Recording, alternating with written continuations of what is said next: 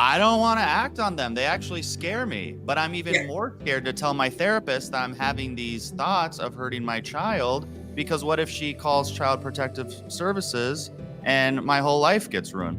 I want to dive into this topic of what we can say in the therapy room. I mean, I guess I could technically say anything I want, but there is still confusion about what stays between me and the therapist and what I confess that may not stay with the therapist. Can you describe that line for us? In most states, it is if you everything is confidential, starting from the smallest age up to the oldest age. So that's where parents get confused sometimes with their minors who come to counseling because their sessions are confidential as well.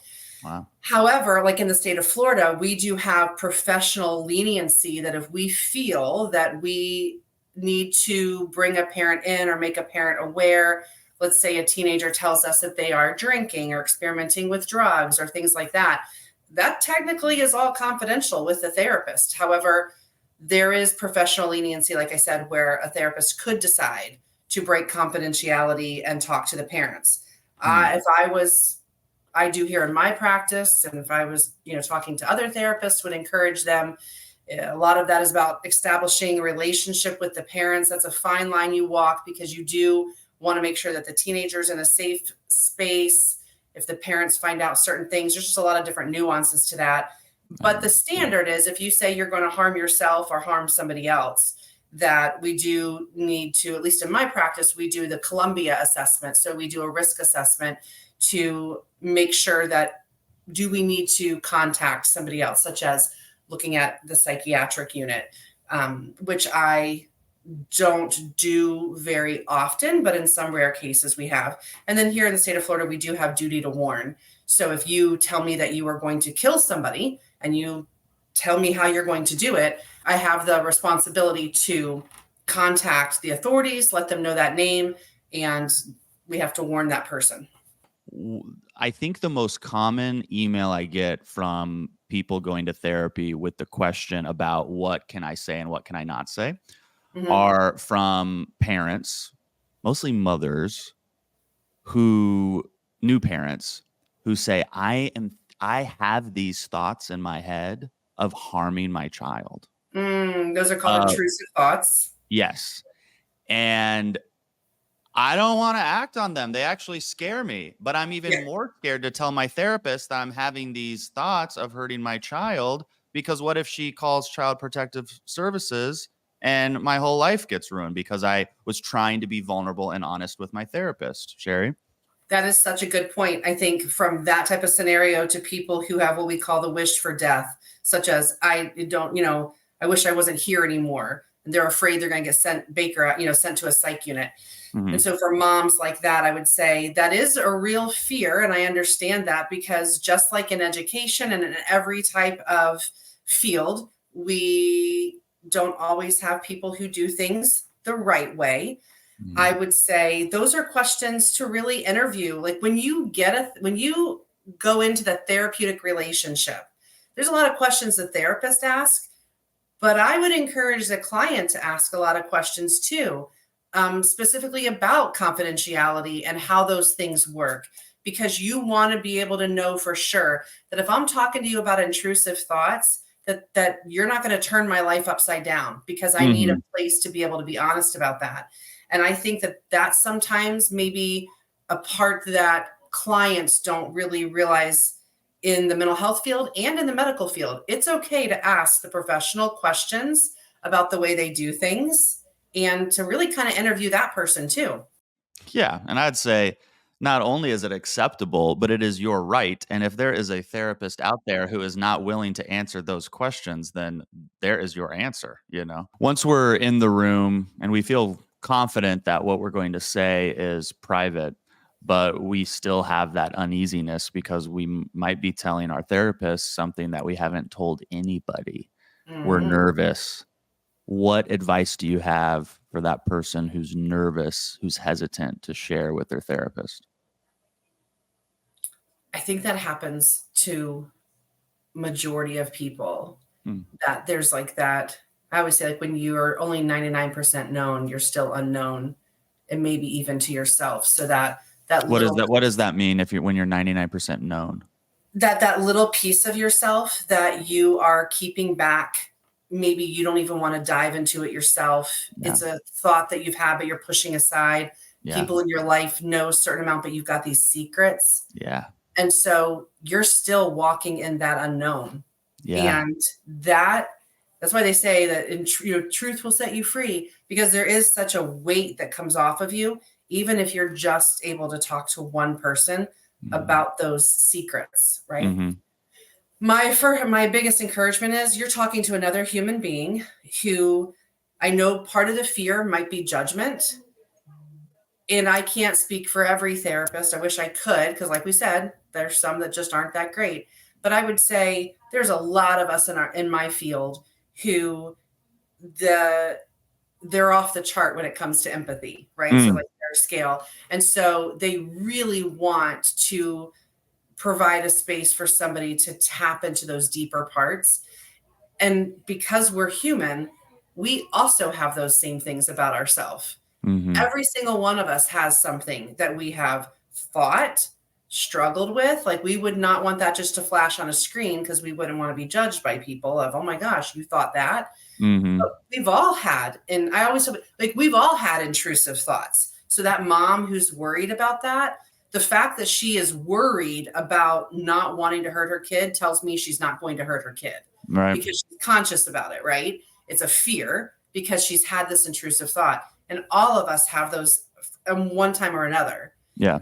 And so that's my biggest thing. Like, when you're sitting in there, there's not much we haven't heard already, or that we haven't studied and had to research and be exposed to. Mm-hmm. And we also have our own stuff. Mm-hmm. So there's being able to kind of, like, I call it sitting. I think Brene Brown may have even talked about it. Or maybe it was Simon Sinek. I can't remember, one of them did. Sitting in the mud. Like, I can sit in the mud with you.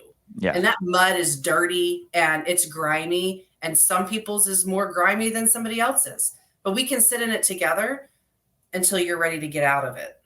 Yeah. I love the reminder. Even I need this reminder, Shari, because I speak to so many mental health professionals like yourself, and I put you guys on a pedestal, and I'm like, well, they have the answers and they know, more than I could ever know, and blah, blah, blah. But y'all are people too. We are people too, with messy lives. Yeah. Right. Messy relationships.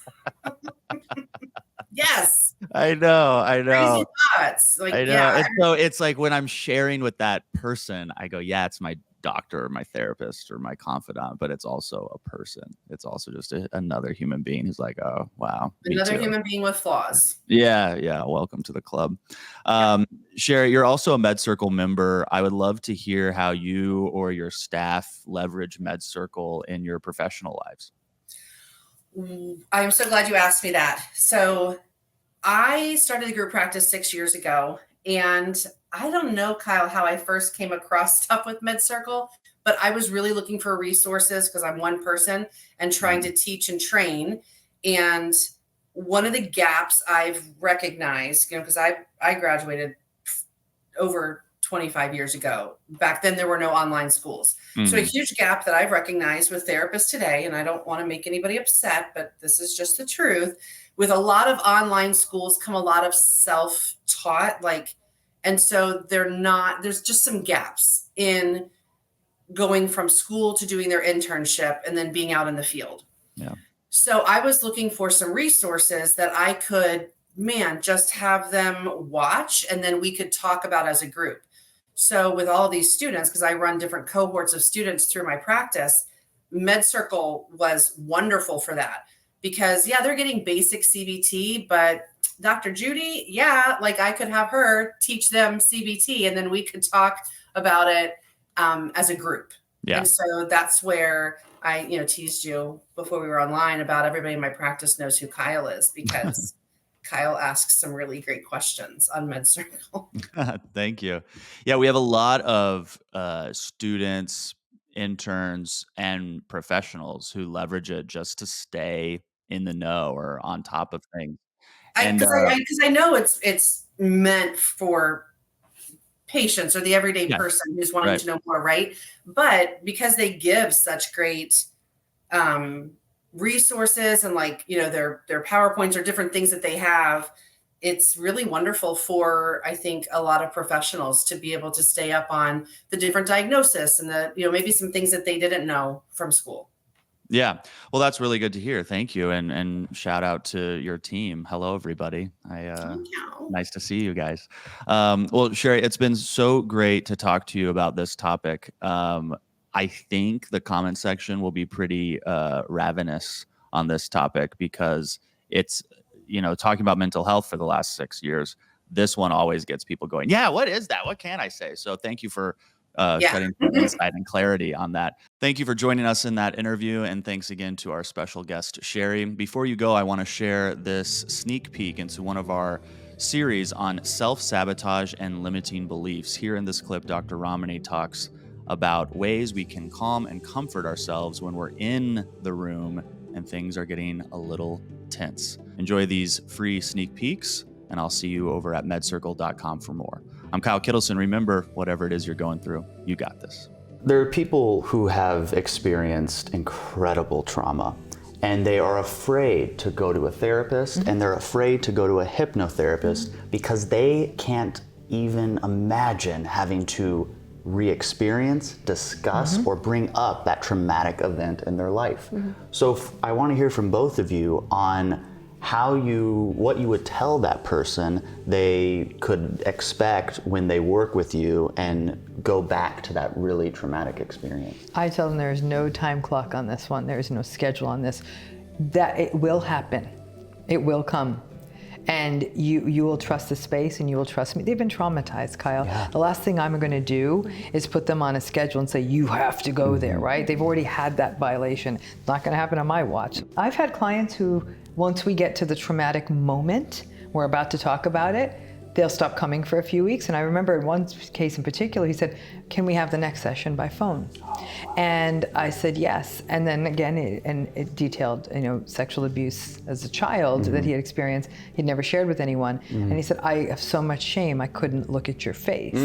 You know what I'm saying? And that's happened more than once to me, that people have said, I want to share this the first time, not looking at your face. That was about shame. And instead of saying, no way, you're going to face me down and tell me, I say, whatever way it's comfortable.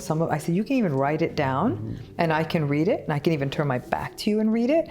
And I want them to believe however they bring that into the room, they bring it in their own way.